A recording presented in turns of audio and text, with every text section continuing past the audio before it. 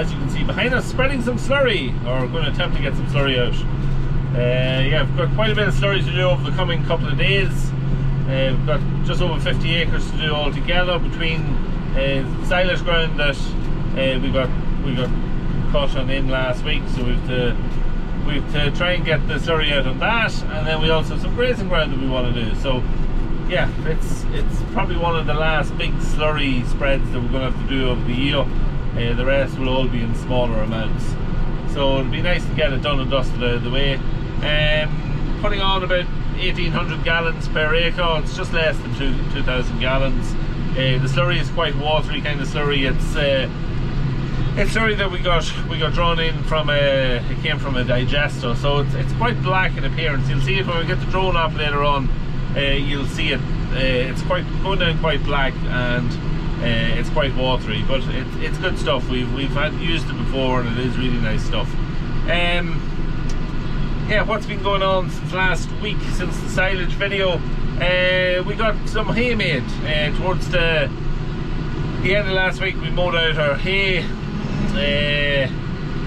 We had some fantastic weather towards the end of last week, which is quite unusual for August. August can be quite hit and miss weather-wise, but it was really humid, warm kind of weather, and played into our hands very nicely to get it to last the hay made. I didn't take any footage of it really. There's a few photos going up on Instagram over the last day or two. Ben, my brother, who's a photographer, was over and just up a couple of pictures, and he sent them on to me. So they're going up. I have some more to go up over the coming days. Some lovely photos of the 2850 walking with the tether. But that's really the only footage I got of it going on. Yeah, 18 acres. We cut it. It was tedded out for a few days and then baled up on the third day. Lovely stuff, absolutely lovely stuff. It was kind of weather that we just had to stay in the field tedding it all the time, and every time you were finished tedding it, you could have just started straight away again and redone it. It could have been done 3 or 4 times in the one day if I wanted to, but I didn't need it. It was kind of quite stemmy stuff, so it was easy to save, and great to get it done and dusted and get it made. So it's more or less finished all our hay crop. There is one field that we have of second cut. We didn't cut it for silage. We've let it lay on. We may try and make hay of that maybe in a couple of weeks if we get a good spell of weather, which sometimes can happen maybe around the end of August, early September. And if it does, we'll mow it down, ted it out a few times and see how it goes. Worst case scenario, we'll save it as haylage, but if the weather works with us, which is unusual, especially this year, if the weather works with us, we could get it as hay. So we'll see what happens with that. So yeah, got the hay made, which was fantastic. That was probably the biggest thing. It finished off a really busy week for us because we got all our winter barley done, straw in, grain through to the yard. We then busted the grain that was in the yard, so that's now all in the shed for the winter. So it's treated and done and dusted, so it's just ready to feed. So there was a day's work involved in that as well, so that's out of the way. Obviously then got our silage done, which you seen the video on last week, and then got that hay made. So it was a really busy week, but got a lot of work done in the week, which is always great. Also had a birthday in the middle of it all, Saturday.